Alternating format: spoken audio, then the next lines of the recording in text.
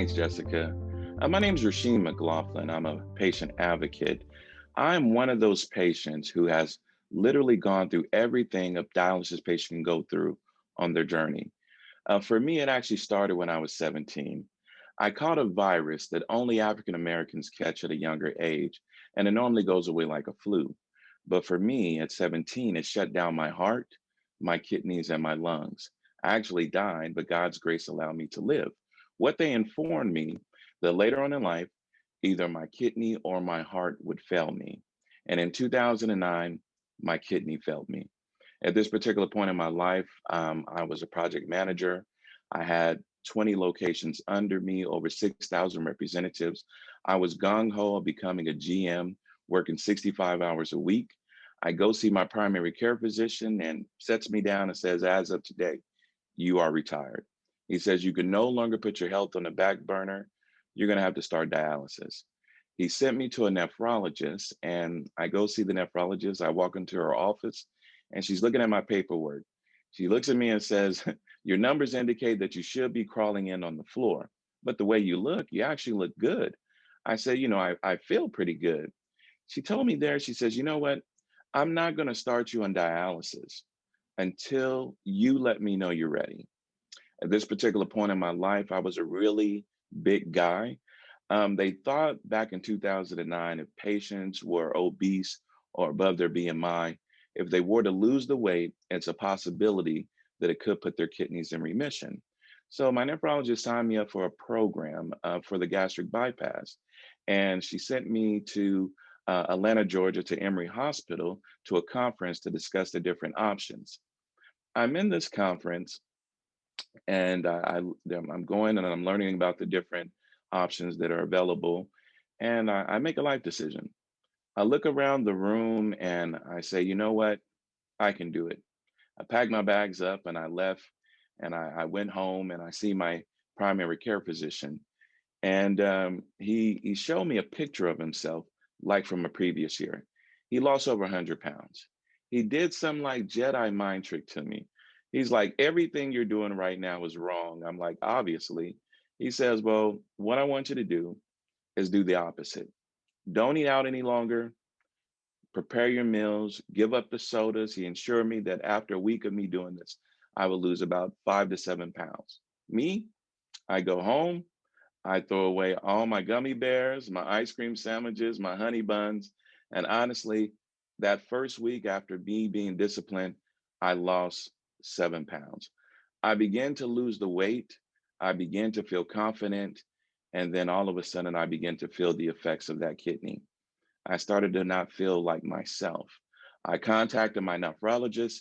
She says, you know what? We need to go ahead and get you prepped for dialysis.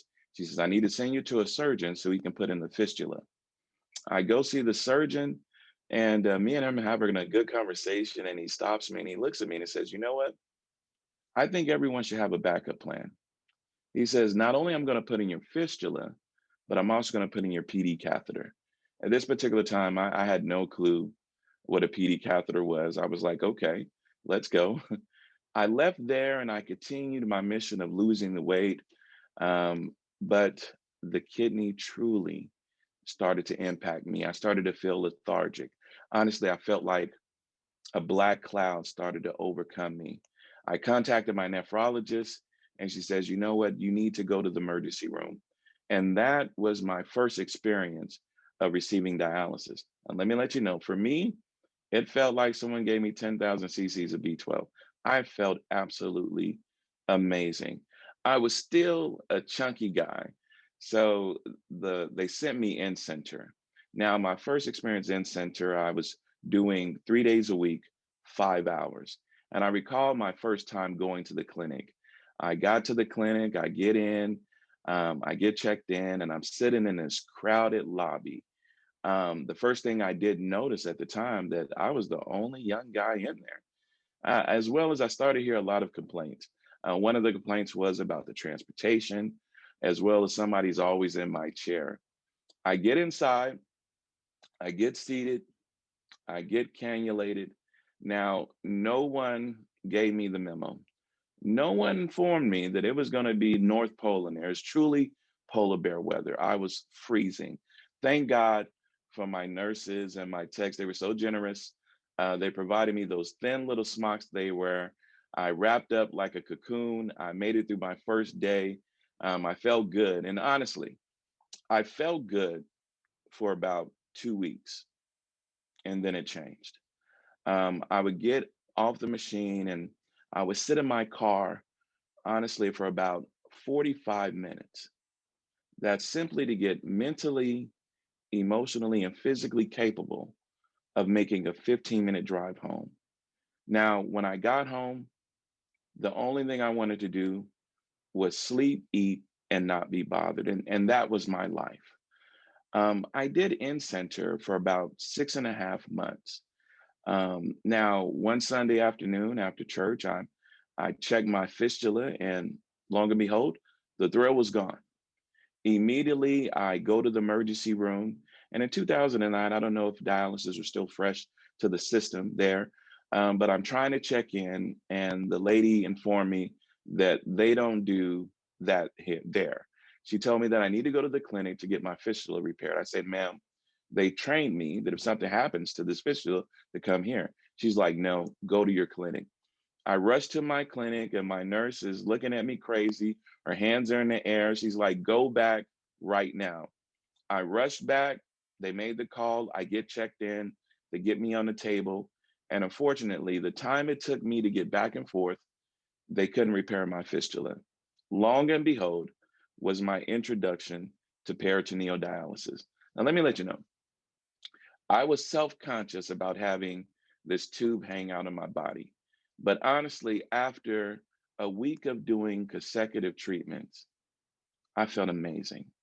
I mean, when I say I got my pep back in my step, I got the wheels on my heels, I started to get back my independence. I started to feel the energy that I lacked from being in center. Now, also, just to let you know, after a month of me starting peritoneal, I took a cruise. I'm in the Caribbean for 7 days, living my best life, enjoying myself while doing my dialysis while I slept. Now, peritoneal was amazing for me. It lasted for about 6.5 years. I was really close to getting my transplant. And when I say close, all my doctors signed off on me. I was below my BMI. I go see my cardiologist, and I have a good relationship with him. He says, well, hey, Brother Rock, he says, I hate to tell you this, but not only are you going to need a kidney, he tells me you're also going to need a heart. He begins to explain to me that the duration of time of me doing the dialysis, that it's affected my heart in a manner that it can't be medicated, that it has to be replaced. He says, I'm going to need to go. He says, I'm going to need to send you to San Francisco to UCSF to discuss about a device called the LVAD machine. I said, okay. I go to San Francisco, and they're explaining to me that this LVAD device, it's a device that's pretty much going to take control of my heart. It's going to get my oxygen levels up, my blood levels up, in order to position me for a heart and kidney transplant. They gave me the literature. They told me to go home, review, and to call them when I'm ready to schedule. I go home and I see my nephrologist. At the time, his name is Jose Morfin, Dr. Jose Morfin. He's a big advocate for home therapy. He pulls me in and says, you know what, Rock, you would be a great candidate for home hemo. He begins to explain to me that this particular therapy is less invasive on my heart. It gives me a better clearance. And he also states that it's a possibility that it could put my heart in remission so I don't have to get a heart transplant. As soon as he said that, I was like, no brainer, let's go. Now, the only thing is, he left out the cannulation part. Now, my entire life, I've always been scared of needles. Normally, if they're putting those needles in, I'm looking at the clock, I'm looking out the door, I'm looking at my feet. I never look at them put those needles in. For me, the first thing I had to do was conquer my fear. So I had to look at them put those needles in and take those needles out. Now, thank God for my nurse, my techs. They were so patient, so thorough. They provided me this little block. I call it a block of cheese. It's not. It's a reference to practicing cannulating, as well as they provided me with buttonholes, which gave me the confidence of knowing exactly where I'm going each and every time, as well as the understanding the difference between a blunt needle and a sharp needle. The blunt needle won't go through your hand, as well as just giving me the visual as like it's having an ear piercing. There's a little lip that drops when the needle goes in. So I'm at home and I'm practicing cannulating and I'm just putting that needle in and putting that needle in.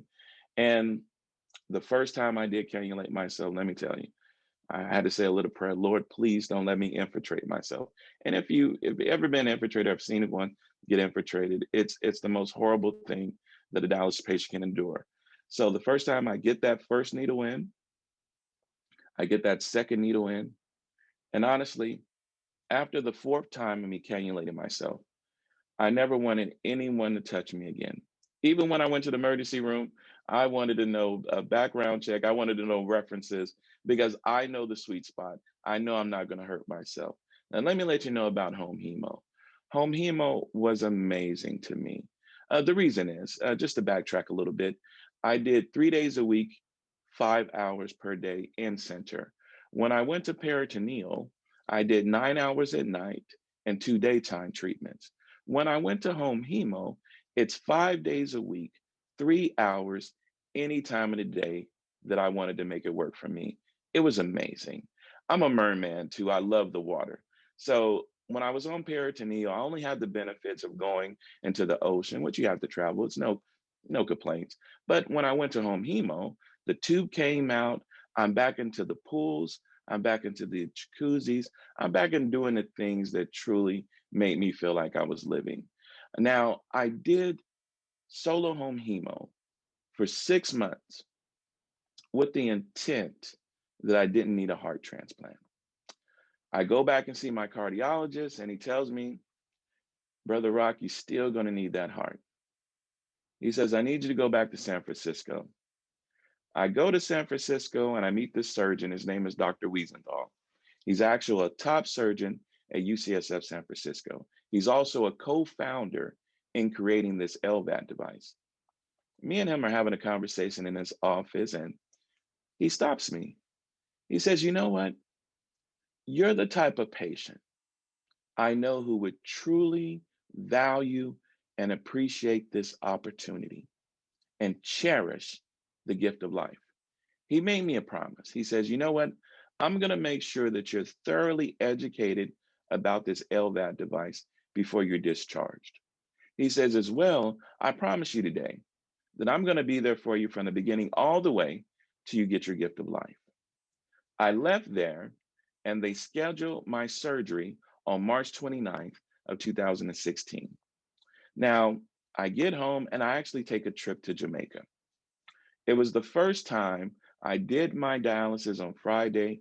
I left my home hemo machine in Miami, and I'm over the weekend in Montego Bay, Jamaica, enjoying my best life. I went to this place called Illuminating Waters. It's a fungi that grows in the water, and at night when you splash it, it looks like the avatar. It's amazing. If you ever had an opportunity, please try it.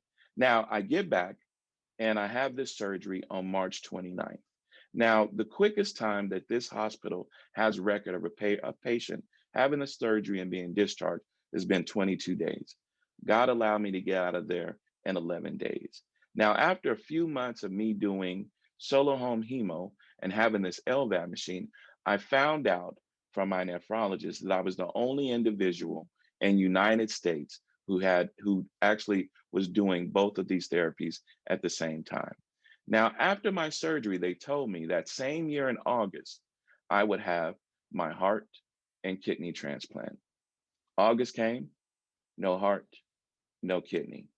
Now, let me let you know, when a patient is on the transplant list, no matter how long they're on there, they'll give them one opportunity at the top of the list, and that's 30 days to find you your heart, your organ. March that following year, I get a call from my surgeon and he says, you know what? We're moving you to the top of the list. Immediately, I'm overwhelmed with excitement. I'm sending out prayer requests. I'm saying it's my time. God is answering me. And unfortunately, 30 days pass, no heart, no kidney. So once a patient loses that opportunity, they don't have those organs in those 30 days, they go way back to where they start. Now, I'm a man of faith. God told me in 2009 when this started for me that he was going to make me whole. He says that my faith has to be the concrete I stand on and don't waver, but trust, don't waver. And honestly, at that particular point, I was fighting for my life for a long time. I I wavered. I went into a depression. And the depression is about a month. About a month, my neighbor came frantically knocking on my door. I rushed to the door and I'm like, hey, what's going on? She tells me, says, you know what, Rock, I just come down here to grab some clothes. I've been looking for you. She tells me that her daughter got a pancreas and kidney transplant, and she's in San Francisco right now. She says she just came back to grab some clothes. She came over and she tells me this. She says, Rock, I wanted to tell you something. Every time I pray for my baby, I prayed for you. And she looked me in my eyes. She says, Rock, God's time is the best time. She says, you're next. And she said, trust God and don't waver. It was exactly what I needed to restore my faith or for me to keep pressing on. Not even like 5 months later, August 5th of 2017, I'm at home and I'm relaxing. I get a text message from my ex-girlfriend's nephew. He's in New Orleans having the time of his life. He said he never looked at his phone. He said he walked into a barbershop and there was an older man talking about God and love. He plugged in his phone to charge it. And when it charged, the first thing that popped up was social media. His family was asking him if he knew anyone who might need an organ. So he's texting me and he's like, Rock, do you still need a kidney? And I'm like, yes. But then I had to think about it. I say, you know what? I appreciate you for even considering me, but I need a heart and kidney. So whoever's going to have to give it to me, of course, is going to have to be deceased. He says, well, hey, Rock, call my Aunt Cheryl. I said, okay. I call Cheryl and I find out that Cheryl is my ex-wife's cousin. She's like, Rock? I'm like, Cheryl? She's like, give me your information. I get off the phone with her and I call San Francisco. And I'm on the phone with them and I'm like, hey, is this even possible? Before I can get off the phone with them, Cheryl calls me and says, Rock, can you come to the hospital right now? I rush to the hospital. Honestly, I'm doing it. It's fast and furious. I get to the hospital and Cheryl meets me outside. She tells me that her nephew got into a motorcycle accident and he's on life support. I immediately grab her and I'm just loving on her. Cheryl walks me into the hospital. And when we walk in, a doctor and about 10 nurses approach me. The doctor walks up to me and grabs my hand and tells me, he says, I've been doing this for over 30 something years. I've never seen a patient meet the donor. And he says, brother, you are truly blessed. Me, I have no clue. I shake his hand. I say, thank you. Cheryl walks me into this ICU unit, and there's a 23-year-old kid on life support, and his whole family's in the room with him. I walk up to this kid and I grab his hand and I pray over him. And then I grab the family together and I pray over the family, and I'm just loving on them. Within 10 minutes of me doing that, I get a call from San Francisco and they tell me it's a perfect match. I literally could have fell out. It's the most exciting and the most saddest emotional point that any human being can ever bear. I love on the family a little bit more, and I grab Cheryl and I pull her to the side and say, hey, Cheryl, I need to go home. I'm a wreck. I get home and I'm giving God glory, honor, and praise. And within about 5 minutes of me doing that, San Francisco calls me and says, hey, you need to get here at 3:30 Sunday morning. I call my mom. I say, Mom, pack a bag. She's like, boy, the bag is packed. Come get me. A 2.5 hour drive, we get to San Francisco. I get checked in. I get in my gown. I call my family. I'm requesting prayers. I call my son and I tell him I love him. I grab my mom and I embrace her and we pray together and I love on her. I get into the surgery room. I pray over the surgery room. I pray over the staff. The next thing you know, the anesthesia guy comes in. He says, brother, you about to have the best sleep of your life. I said, I could believe it. He says, what I need you to do is count back from 10. I say 10, 9, crickets. I woke up Tuesday morning giving God glory, honor, and praise because I no longer have the burden of dialysis. I no longer have the burden of this LVAD machine. And if you're not familiar with the LVAD, this LVAD, I had a cord that hung out the side of my chest into a backpack that I had to carry around 24 hours a day. Inside the backpack was a system as well as 8 batteries. At night, when I fell asleep, I had to plug into a wall. I couldn't go out in the rain, I couldn't take a shower, or that'd be my demise. I'm giving God glory. And within about 10 minutes of me doing that, maybe 15, that same surgeon that I spoke about earlier walks in. He looks at me and says, I told you I was going to be there for you from the beginning all the way to today. What I was informed moments later is that this surgeon was on vacation when he found out this opportunity was for me. He came off vacation, went to Sacramento, California, cut those organs out to make sure they properly fit me. Since then, I've had 15 biopsies, 0 rejections for the organs, 0 rejections for the immunization pills. God put a reset on my life. And now my passion is to be a patient advocate, to be able to educate these patients on my experience on how home therapy positioned me for a successful transplant. I'm honored to be here. I'm honored to share my story, and I appreciate you for having me. Thank you.